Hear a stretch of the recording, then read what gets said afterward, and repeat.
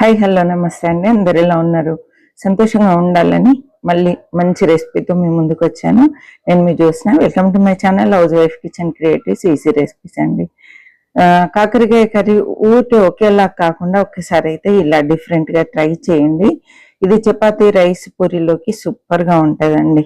ఒక పావు కిలో కాకరకాయలు తీసుకొని ఇలా కట్ చేశాను. పొడుగుగా మీడియం 1 ఇంచు సైజులో కట్ చేసుకోవాలండి.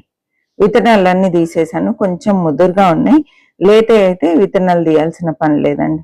ఇలా ఈ సైజు ఇంచు మందం ముక్క కట్ చేసి సన్నగా పొడుగ్గా కట్ చేసుకున్నానండి. మీకు ఎలా నచ్చితే ఆ పద్ధతిలో కట్ చేసుకోండి. తెల్ల కాకరకాయ అయినా పర్లేదు, నల్లవైనా పర్లేదు. కట్ చేసిన తర్వాత 1 టీ స్పూన్ ఉప్పు, 1 పావు టీ స్పూన్ పసుపు వేసేసి అంత బాగా మిక్స్ చేయాలండి. అంత చక్కగా కలిసే విధంగా మిక్స్ చేయాలి. ఇలా చేయడం వల్ల కొంచెం చేదు తగ్గుతుంది. ఇంట్లో కొంతమందికి చేదు ఇష్టం ఉండదు కదా, అలాంటి వాళ్ళు కూడా ఈజీగా తినే విధంగా, టేస్టీగా ఉండే విధంగా ఈ టిప్ పనిచేస్తుందండి. మీకు నచ్చితే ఈ టిప్ ఫాలో కండి.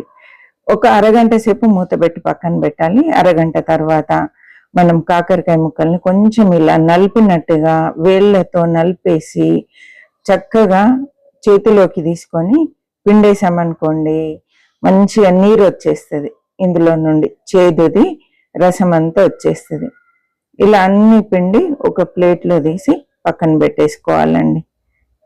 చూసారా, ఒక పావు కేజీతోనే ఒక 5-6 తినే అంత కర్రీని ఈరోజు ప్రిపేర్ చేసుకోబోతున్నాం. ఇదైతే ఇంట్లో అందరూ ఇష్టపడతారండి. అంత టేస్టీగా ఉంటుంది, చాలా టేస్టీగా ఉంటుంది. చేదు కూడా ఉండదండి.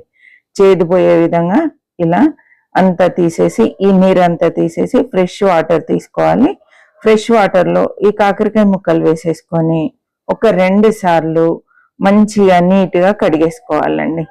ఇందులో ఉండేటువంటి ఉప్పు పసుపు అంతా పోయి ముక్కలు నీట్గా అయ్యేంత వరకు నీళ్ళల్లో శుభ్రంగా కడిగేసుకోవాలి. ఇలా కడుక్కొని వాటర్ అంతా పోయే విధంగా ముక్కలన్నీ పిండేసి ఒక ప్లేట్లోకి తీసి పక్కన పెట్టేసుకోవాలండి. చాలా సింపుల్ పద్ధతిలో ఈరోజు మనం చేయబోతున్నామండి. ఒక కడాయి తీసుకోవాలి. కడాయి తీసుకొని స్టవ్ ఆన్ చేసేసి ఒక 3 టేబుల్ స్పూన్ల ఆయిల్ వేస్తున్నాను. ఆయిల్ మాత్రం మీరు వాడేదాన్ని బట్టి వేయండి. నేనైతే 3 టేబుల్ స్పూన్స్ పల్లి నూనె తీసుకున్నా అండి, గానుగ నూనె. నూనె వేడి కాగానే ఆవాలు జీలకర్ర వేసాను. గానుగ నూనె ఎప్పుడు కానీ మరి ఓవర్ హీట్ కాకుండా నార్మల్ హీట్ అయ్యే వరకే ఉంచాలండి. ఇలా ఆవాలు చిట్పట్లాడిన తర్వాత మనం తరిగి పెట్టుకున్నటువంటి ఉల్లిపాయలు, పచ్చిమిర్చి, కరివేపాకు వేసేసాను. పచ్చిమిర్చి అయితే 2 చిన్న ముక్కలు కట్ చేసి వేసాను. అదేవిధంగా మీడియం సైజు ఒక ఉల్లిపాయ తీసుకున్నా అండి. ఇవి లైట్గా ఇలా వేగిన తర్వాత ఒక 1/2 టీ స్పూన్ అల్లం వెల్లుల్లి పేస్ట్ వేసుకోవాలి. కొంచెం పసుపు అండి, ఒక 1/2 టీ స్పూన్ పసుపు వేసుకోవాలి. పసుపు అల్లం వెల్లుల్లి వేసి అంతా ఒకసారి కలిపేసుకోవాలండి. కలర్ వచ్చే వరకు మాత్రం అవసరం లేదండి. లైట్గా ఇలా మగ్గితే సరిపోతుంది. ఉల్లిపాయలు ఇలా మగ్గిన తర్వాత అంతా మనం కలిపేసుకొని ఇప్పుడు కాకరకాయ ముక్కలు వేయాలి. ఎందుకంటే కాకరకాయలు వేగేలోపు అన్ని మనం వేసినటువంటి తాలింపు అంతా వేగిపోతుందండి.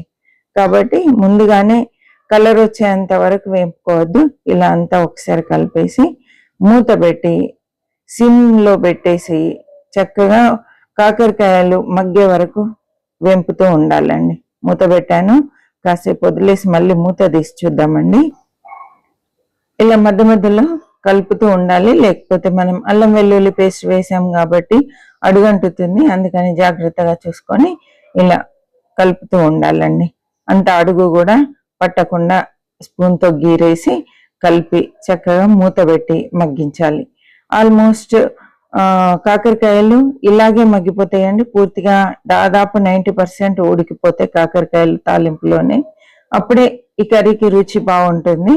ఆల్మోస్ట్ గా కాకరకాయ ఉడికిపోవాలి. ఇలా ఉడికిన తర్వాత మనం 1/2 టీ స్పూన్ కొంచెం షుగర్ వేయాలండి. మరి ఎక్కువ వేయద్దు, 1/2 టీ స్పూన్ వేసుకుంటే సరిపోతుంది. తీయదనం తెలియకుండా ఉండాలి. మరీ తీయగా ఉంటే అందరికీ నచ్చదు కాబట్టి ఒక 1/2 టీ స్పూన్ షుగర్ వేసేసి చక్కగా ఒకసారి అంతా కలిపేసుకొని మూత పెట్టి ఒక 1/2 నిమిషం పాటు వదిలేయాలి.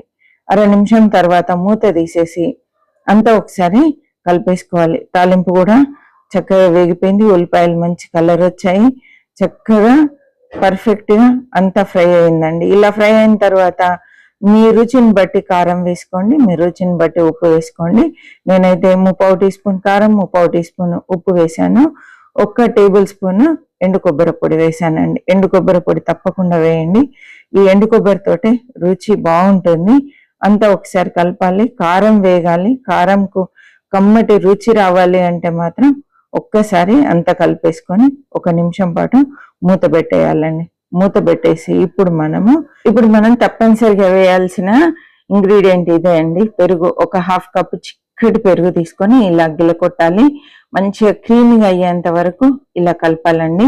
ఇలా క్రీమీగా అయిన తర్వాత 1 టీ స్పూన్ శనగపిండి అండి, నార్మల్ శనగపిండి ఇందులో వేసేయాలి. శనగపిండి వేసేసి ఉండలు కట్టకుండా మంచిగా కలిపేసుకోవాలండి. మంచిగా స్పూన్తో కలిపామనుకోండి చక్కగా కలిసిపోతుంది. కలిసిన తర్వాత కొంచెం వాటర్ వేసేసి కొంచెం సెమీ లిక్విడ్ గా చేసుకొని పక్కన పెట్టాలి. శనగపిండి వేయడం ఎందుకు అంటే పెరుగు మనం కర్రీలో వేసినప్పుడు విరిగిపోకుండా ఉంటదండి. మనం డైరెక్ట్ గా పెరుగు వేసామనుకోండి కొంచెము విరిగిపోతుంది. ఒక్కొక్కసారి విరిగిపోతుంది, ఒక్కొక్కసారి విరిగిపోదు.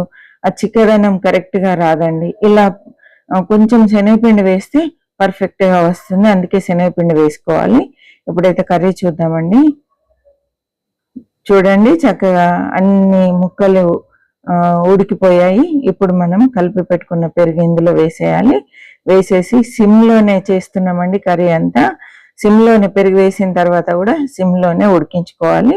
1 నిమిషం పాటు మనం కలుపుతూ ఉడికించుకోవాలి. ఇది ఉడుకుతూ ఉంటే వేడైతూ ఉంటే చిక్కబడిపోతుందండి. ఎందుకంటే మనం శనగపిండి వేసాం కాబట్టి వేడి తగలగానే చిక్కబడుతుంది. ఇప్పుడు మాత్రం 1 గ్లాస్ వాటర్ వేసేసి అంతా ఒకసారి కలిపేసుకొని ముక్కలు మెత్తగా ఉడికేంత వరకు మీడియం ఫ్లేమ్ లో ఉడికించుకోవాలండి. ఇప్పుడైతే అంతా ఒకసారి కలిపేద్దాం. కలిపేసి మూత పెట్టేద్దామండి. అంతా చక్కగా కలిసిన తర్వాత మూత పెట్టేసి 3 నిమిషాల పాటు ఉడికించాలండి.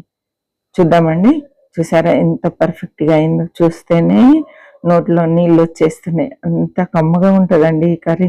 తప్పకుండా ట్రై చేసి చూడండి. ఇప్పుడైతే కొంచెం ధనియాల పొడి వేస్తున్నాను, 1/2 టీ స్పూన్.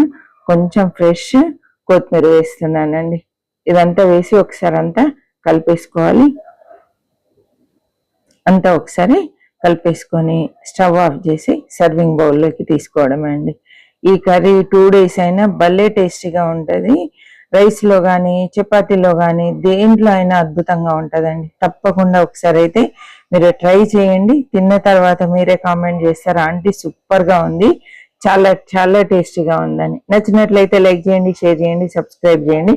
మరి ఒక మంచి రెసిపీతో మళ్ళీ కలుద్దాం. బాయ్ అండి.